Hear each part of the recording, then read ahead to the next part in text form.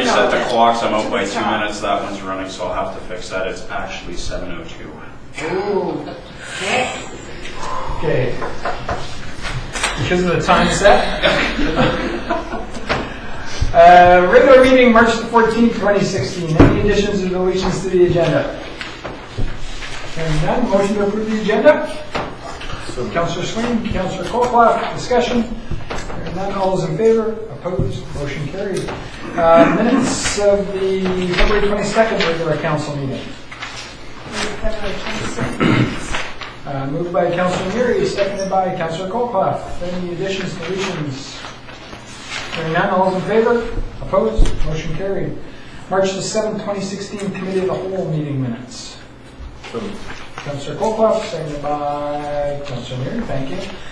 Discussion? Hearing none, all those in favor? Opposed? Motion carried. Correspondence from the RDM regarding the Pump and Hall local service area amendment bylaw 975.6 2016. There's a recommended motion there. I'll move that. Councillor Colclough, seconded by Councillor Hain. Discussion. This, when it comes to the aspect of a bylaw, this is the longest hangover of a bylaw. Every time somebody goes in or out of the service, we get correspondence, and it's approved by everybody. I started that function. Oh, you're... Yeah. Thank you, Councillor Colclough. Any discussion? Hearing none, all those in favor? Opposed? Motion carried. Further updates. Councillor Coulson. Nothing. Councillor Neary. Zero. Councillor Colclough. Nothing. Councillor Hain. Nothing. Councillor Swain. Nothing from this. For myself, okay. Parks and Rec Commission meeting minutes, February the 24th, 2016. There's a recommendation out of those minutes. Councillor Neary? Yes, the recommendation is that council, I don't like negative motions, but the recommendation is that council not fund Parks and Recreation 2016 priority project item number 8, which is the Owen Road to Dickinson Road right-of-way trail in 2016. Seconded by Councillor Hain. Discussion. If I may speak to this, the rationale is really contained within the minutes. The Parks and Rec Commission actually had seen the site. There was an overwhelming consensus that this should probably be left to future development and incorporated into any future development that takes place there, rather than spending $33 or whatever it was $1,000 at this time. So there's a recommendation where it might go in the priority list from this city. Councillor Hain. And given that we're taking it out of the priorities, does that also mean we're taking that money out of the Parks and Rec budget? I can't answer that, Councillor Hain. I think if you were to ask the Parks and Rec Commission, they would very much like to think that that money would maybe be redirected at a future date to a different priority, but that's the prerogative of council to decide what to do with those monies. So through the staff, maybe they could answer. Would that then come out of the Parks and Rec budget then, if that item comes out? Through the chair, can I get clarification on what you mean specifically by the Parks and Rec budget? Well, this item is specifically identified in it, so if we're not doing this trail in the foreseeable future, I would suspect we're going to remove that from the budget. Well, it would council's budget as a whole. Yes. If that item is not funded, then the money would remain available in that reserve. So it is a reserve created by council that has a restriction for Parks and Rec use, so it's a fairly general restriction. So then the funds wouldn't be allocated in the current budget for that, and then it would be up to council to decide what they would want to use those funds for in the future. Sorry. So is that trail money coming out of reserves? I believe I thought it was general taxation. That it had just been a carry forward. Maybe I'm wrong. I can confirm, get back to council. I don't know if it's general taxation. Well, it may have been a general taxation previously, but it's flowed through into a surplus. Yeah, well now it would be, yeah. That would be general taxation for 2016. No, I know. Yeah, but okay, so go back into surplus. Yeah. Okay, that's all I wanted to know. Okay. Any further discussion? Councillor Swain. So speaking in favor of the motion, I'm happy to actually see this. kind of goes hand in hand with Brian Dempsey's correspondence that we accepted, providing some background information to this item, and I think it's monies that we could probably spend elsewhere. So I'd be in support at a later date of money being reallocated to within Park and Rec for diversifying our Park and Rec opportunities. Any further discussion? Question to staff, there's been a couple of mentions with respect to the practice of developer participation in trail development during subdivision. There's also mention of that within the motion itself. This isn't a large subdivision. What would be any requirement, if any, for the developer to fund the development of the trail? Through your worship, it's usually when developers are putting forward to be part of an amenities package, so that wouldn't be required. It would be something that would be most likely requested as part of that amenities piece. But our ability to request that if an individual is not asking for zoning, asking for an OCP amendment,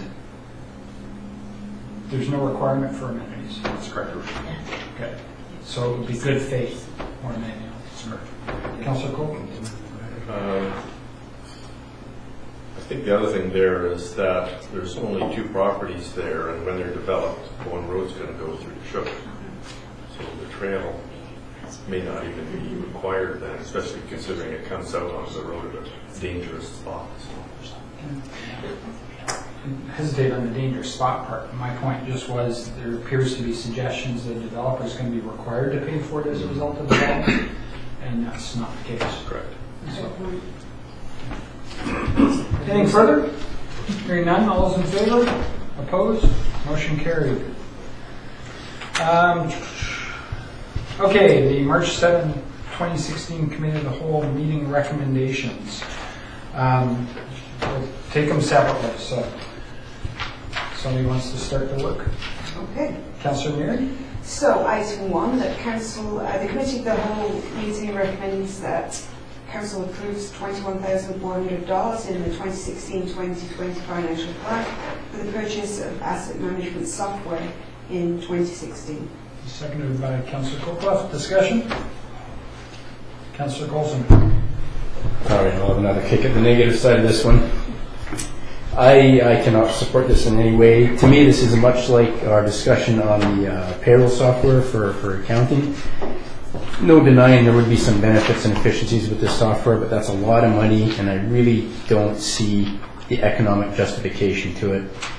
You know, the staff report spoke to how much time is spent right now on it, how much time they think they'll save with the software, but there was no numbers given. If we're spending a lot of time right now on whatever our asset management program is, we should be able to define that. After we've reviewed the software and determined that is what we want, we should also be able to determine what our expected savings will be in labor. There's an economic justification. None of that was provided. So I can't support this strictly on that level. But the other thing I struggle with, asset management, it's defined as a systematic process of deploying, operating, maintaining, upgrading, and disposing of assets cost effectively. Let's consider roads. Roads have been paved since the 20s, widely paved. The database type software that we're looking at has been around for maybe 15, possibly 20.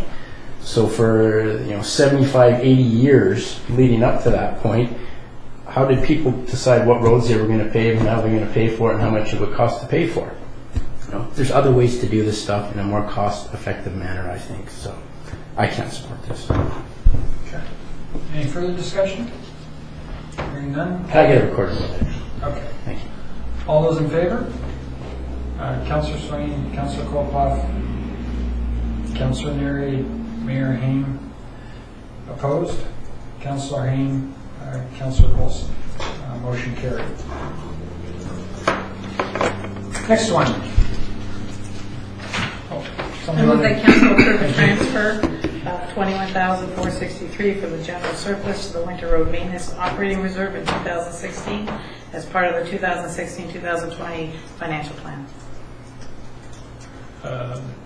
There's an extra. Oh, was I missed one? Well, no, there's an extra piece. Oh, is there? And further that council directs staff to transfer any unused funding for Winter Road maintenance to the Winter Road Maintenance Operating Reserve each year, and to transfer any funding shortfall for Winter Road maintenance from the Winter Road Maintenance Operating Reserve. Oh, God. I would have skipped this one. And further that council approve. That's why I put my hand up. Keep going. Actually, two more. And further that council approve $5,000 transfer from the Winter Road Maintenance Operating Reserve to fund Winter Road Maintenance in 2016 as part of the 2016-2020 financial plan. And further that council directs staff to prepare a bylaw to amend the District of Landsville Winter Road Maintenance Operating Reserve Fund, bylaw number 112-2014 for consideration by council. Seconded by Councilor Neary. Is that what you didn't say anything on that, Councilor Neary? Discussion. Just question to staff, because of that first and further that, then there wouldn't be any requirement for a council motion or anything to do such transfers in the future? No, there would not be. Going forward, we would have that covered by this motion so that every year, if we came in under budget, that difference would automatically go to the reserve, and then the reserve would be reviewed by council during every budget cycle to see if we could increase the portions and pull that out of the reserve to fund winter road maintenance.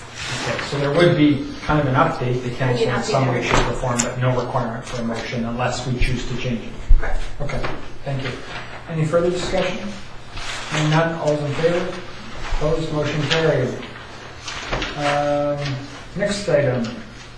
I move that council approve a grant in aid in the amount of $258 to the Arrington Therapeutic Writing Association to assist in the delivering a program that provides therapeutic writing opportunities for children, youth, and adults with physical and mental disabilities.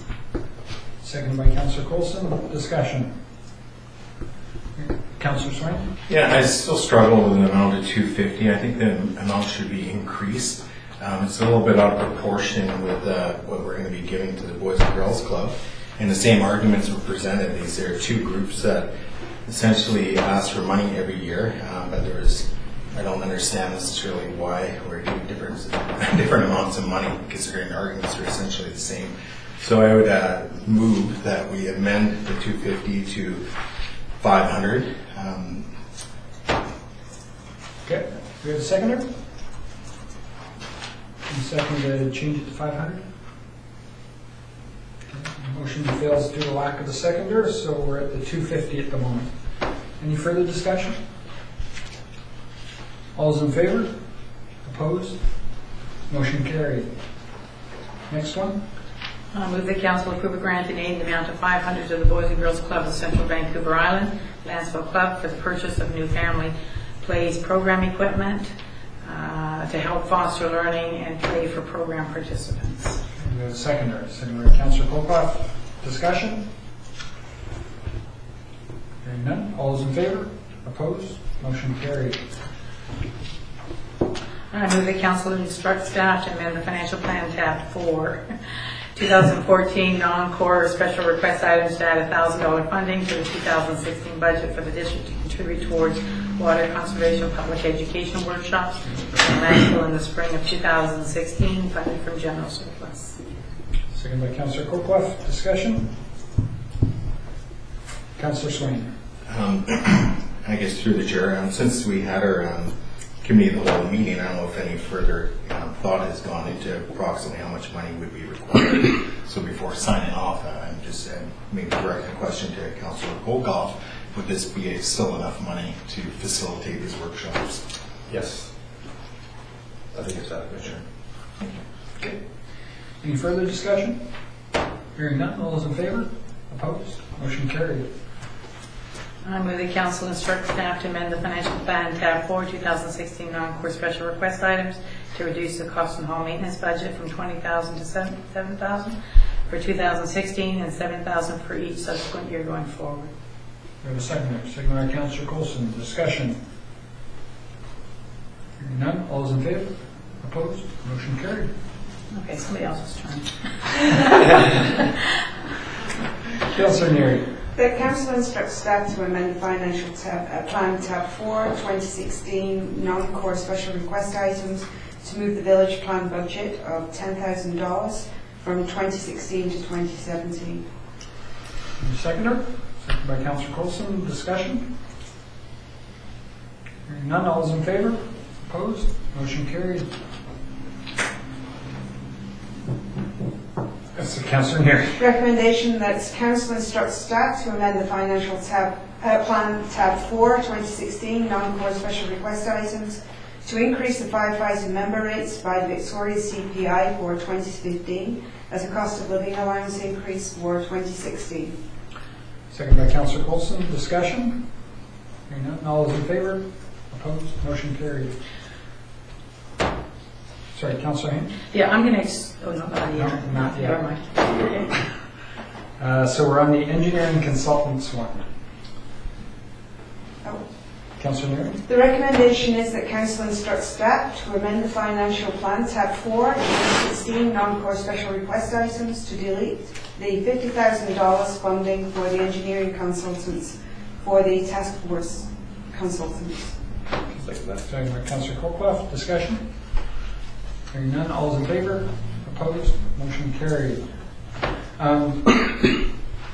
Me or you? Me. Okay. I'm going to excuse myself as this position also involves someone who's a friend. Actually, mine's a little more clarifying than that. When we originally had the discussion on it, focusing on the position as opposed to the timing of it, as opposed to the individual does some work for me. So I'm going to excuse myself on the deputy chief one. Councillor Coulson would assume is the exact in there. Yeah. And so is the tail end, is it, I do some. He does some work for me. Okay.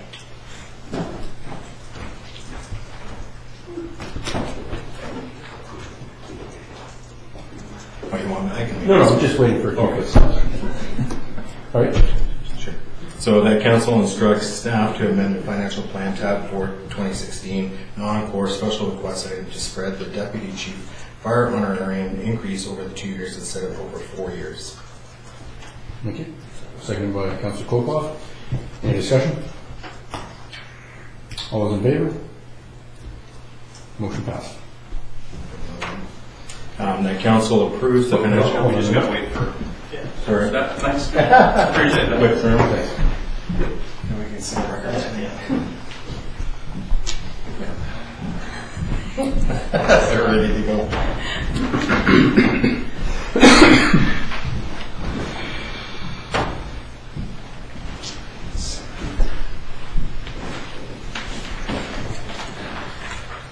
Which I assume gets us to the financial plan tab 4 as a whole being approved. Yes. Okay. We have a motion to that effect. Councillor Swain, seconded by Councillor Hain. Any discussion on financial plan tab 4 2016 non-core special items as amended? Hearing none, all is in favor? Opposed? Motion carried. Next one. I'll move that. The council instructs staff to amend the financial plan tab 7, 2016-2020 capital budget summary by moving the $743,000 from the Nanaimo water interconnection from 2016 to 2017. Second with Councillor Coulson. Discussion? Councillor Neary. Thank you, Your Worship. I voted for this. I was in support of this at the last meeting. I have had second thoughts since then. The discussion centred around the idea that the probability is that this sum will probably not be required during the 2016 year. And to me, the discussion was kind of a redundant discussion because we all agreed that if it was, it could be brought back. So frankly, I think it's a redundant thing to do. It may as well stay exactly where it is, and if it's not used, it will be carried over. So I would prefer to see it just sit where it is. So I won't be supporting this recommendation, despite the fact that I did previously support the recommendation at Committee of the Whole. Okay. Further discussion. From my standpoint, one of my big challenges with it, it creates an expectation of connection in 2016. When it comes to the standpoint of the process of getting to that point, recognizing there's a question of who this pipe is being put in for. So for example, the winds area, in order to connect the winds area, the process would be way beyond this. Recognizing in terms of that creation of expectation is why I would support moving it to 2017. If it's the case that everything aligns and it can be done in 2016, then by all means it can be brought up. But there will be individuals who don't understand or haven't been informed of the complexities of a connection, and they will seize on that number being in there and saying, how come you're not digging a ditch? So that's why I'm okay with the movement of it. If it's a case that it was going to change the funding or change the tax rate, certainly a different matter in my case, because it is a case where you would want the money to be available there, which would have meant that it would have had to go on into 2016 if it was being funded through taxation. Any further discussion? Hearing none, all those in favor? Opposed? Motion carried. The financial plan, tab 7. I'll move that council approves the financial plan tab 7, 2016 to 2020 capital budget summary dated March 7, 2016 as amended. Seconded by Councillor Neary. Any discussion? All those in favor? Opposed? Motion carried. That was your Yeah. Let's keep going. Okay, Woodlot 1475, motion on the floor from the February 10th, 2016 council meeting. If you recall, part of the aspect was that staff was to meet with some of the proponents prior to consideration of the motion, which they have now done, so the motion comes back on the floor. So I move council instructs. You don't have to move, sorry. Oh, sorry. So basically, we're at a discussion point. The motion is that council instructs staff to investigate ways to purchase Woodlot 1475 for the protection of the watershed. Councillor. Just a question through to staff. Did you meet with the watershed group? Yes, I had the report. provided a report on the last one for the information report. It was fairly short to the point. It was? Yes. Okay. Councillor Neary? Thank you, Your Worship. I will not be supporting this this motion. I really don't feel that at the moment I have sufficient grounds to be asking staff to investigate ways to purchase Woodlots 1475. And in fact, I think council would not be looking into ways to purchase the woodlot so much as the license for the woodlot, which are two different things. And I think this in itself is somewhat misleading. If I were Joe Boggs in the street, I would read this to, I would understand from this that staff are being asked to look at purchasing the actual piece of property. And it was made quite clear to us by the minister that the likelihood of that happening is probably pretty low. However, the idea that someone might step up and be able to negotiate the purchase of the license is a different question. And if the license is purchased, I was given the distinct impression by the minister that that would not negate the need to fulfill the conditions of the license. So this is a really complex subject. And I think it behoves us to take a step back and think really carefully about what it is that we want to happen here, if anything. And I don't feel that I don't feel that I can take the responsibility of committing the district to looking into the purchase of a woodlot. And it could be argued that we're just asking staff to look into ways to achieve it. But if you're looking into ways to achieve the purchase of property, then to me that says you're interested in acquiring the property. And I personally, at this point, am not interested in acquiring the property on behalf of the taxpayers of Leinster.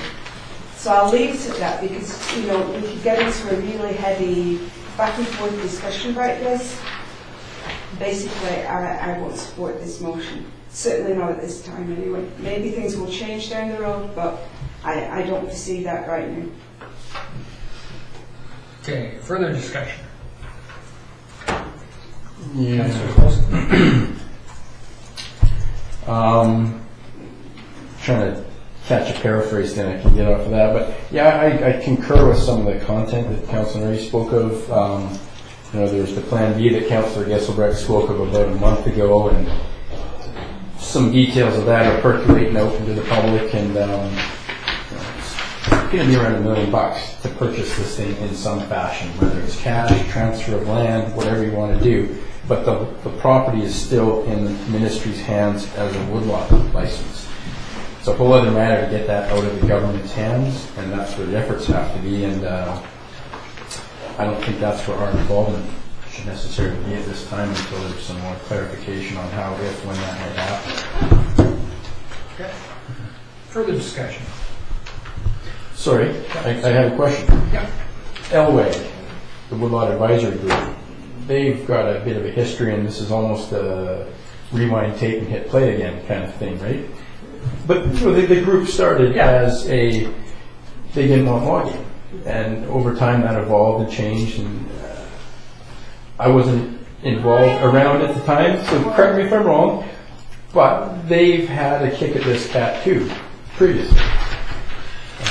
My take on the Elway group is if you go back to the committee where there was the lady from Port Alberni, Emma Neal, of course. I think it probably originally came out of that idea of possible opposition, but it morphed into kind of okay, if we're working at this, let's try and make it the best we can. So there's look at accesses and things like that, with the recognition that Ministry of Forests intended to keep moving ahead with the idea of a woodlot at the time. So it may have originally come from some opposition, but I think it became more of a productive group. But it appears, based on a couple of comments that I've seen, that the Elway group, because once the woodlot itself was awarded, the responsibility for that committee became more Mr. Gregson's, and I got the feeling that it kind of fell into disuse to a certain extent. Right. So, but originally, it came from a basis of we don't want it, and then it became more of a, okay, how can we make it work? Right. So did they try to actually get that chunk of land out of the woodlot license program at that time? There was initially some opposition to it, and then there was kind of a couple of different, there was the committee itself, and then the district in conjunction with the News First Nations. Another one of our aspects of trying to make it as palatable as possible was we actually applied for the woodlot license, and unfortunately we were an unsuccessful applicant. Yeah. So there was a couple different ways that they were looking at it at the time. Then it became Mr. Gregson, and here we are. Okay. Councillor Sweeney? And through that, Chair, to staff, do we have any reports that speak to the woodlot being a part of the watershed? Through worship, well, we don't have any reports in regards to that. Council needs to be cognizant of talking about whether it's in the watershed or not, because there's different definitions that seem to be jumped around upon that get a little misdefined. So all we can say right now is that we have no studies that show the impact of that area on anything in Lansdale. Okay, thank you. Councillor Colson? Didn't the minister's letter specifically say that area is not part of our watershed? Currently, it's not defined as. However, this is the issue with the insinuation that it is a watershed, is that there's been no definition around that. People say it's impacting the water area, impacting this, impacting that. So it's just to clarify that study. When we were meeting with the ministry, they had indicated, one of the councillors, I believe it was Councillor Neary, pressed up on the issue of, well, have these reports and these studies have been done? And at that time, the minister indicated, well, I'm not quite sure, we'll get back to you. We haven't really received anything back on that, so I can't give you that definitive answer. Councillor Colson? Two things. One, just won't repeat everything Councillor Neary said, but certainly my understanding from the conversation with the minister was that it was highly unlikely, a little stronger words than Councillor Neary, and if it was, the expectation would still be that it would be logged. The second point being that every square inch of land is in a watershed, and really what people's concerned about is groundwater. So the question is whether or not it's part of the groundwater recharge area for the people that have wells, district or the people further west that have wells. One of the problems with the watershed, if you know the ministry's letter, they always put the word community in front of it. So community watershed is a specific designation, it's my understanding, as opposed to just an area that happens to collect water and somebody's well happens to be there. as opposed to the broader community watershed supplying larger groups.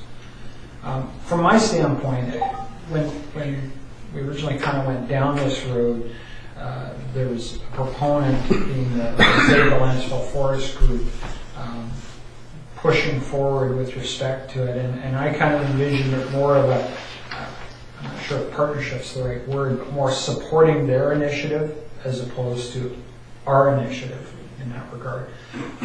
So, you know, if it was the case that the Save the Lanceville Forest people gave a presentation to council on what their approach or their ideas with regards to this woodlot and how to approach it and what they need from us, to me that's a different thing than district go out and buy it. And recognizing the minister saying that the chances are it's going to remain a woodlot. If we were to pursue something like that, we'd also have to make sure that we consider, okay, well, great, if we did get it, then what? You know, and is that a place where we want to be? So, like I said, if the proponents come forward with some proposals and some ideas that I know have percolated out there to some degree, I can see us supporting it, but to actually take the initiative on it is a different creature in my mind. Any further discussion? Okay, hearing none. All those in favor of the motion? Opposed? Motion defeated.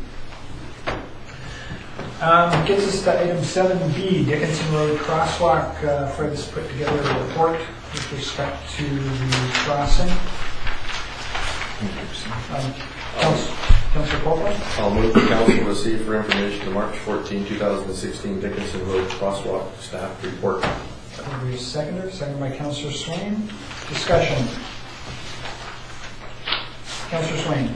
Yeah, I appreciate the report. I feel staff has really put a lot of good time and energy into this, and it's really laid out some options for us. I've spoken personally with Jennifer Phillips, and she's out of town at the moment. I would like to have the chance to speak to council, and maybe appear as a delegation or as a petition.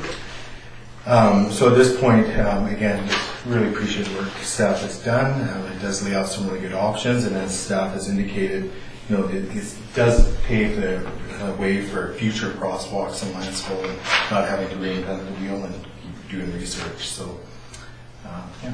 Good. Any further discussion? Hearing none, all those in favor? Opposed? Motion carried.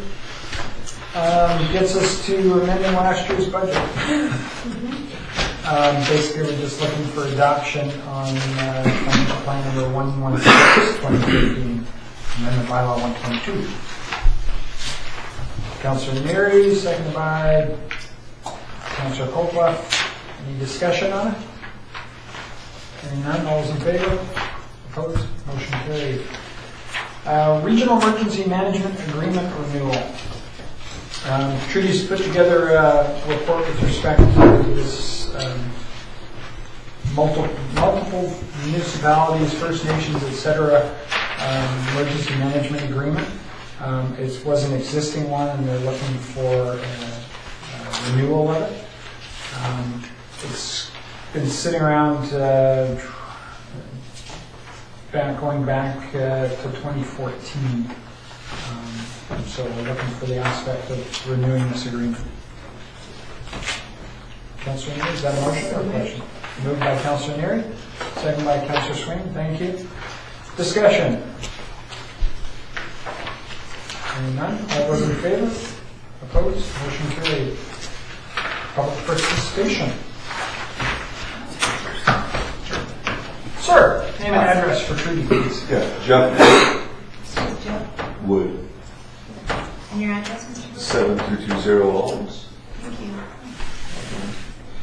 So what are the ramifications of the vote that you just took to turn down the motion to investigate ways to purchase Woodlot 1475? Basically, at this point, staff wouldn't be expending any time in identifying ways to purchase it. So is there a background to this where there was a lot of research done as far as what the cost would be to purchase it? Well, there was, recognizing it's an operating woodlot, council Yes. in November went down and met with the minister as to what the minister's thoughts would be on whether or not it could be canceled as a woodlot, or whether or not it's a case that the license itself or the woodlot license could be transferred. The minister replied back that there's no expectation of cancellation of it. When it comes to the aspect of transfer of the woodlot license, there's a financial impact in that regard.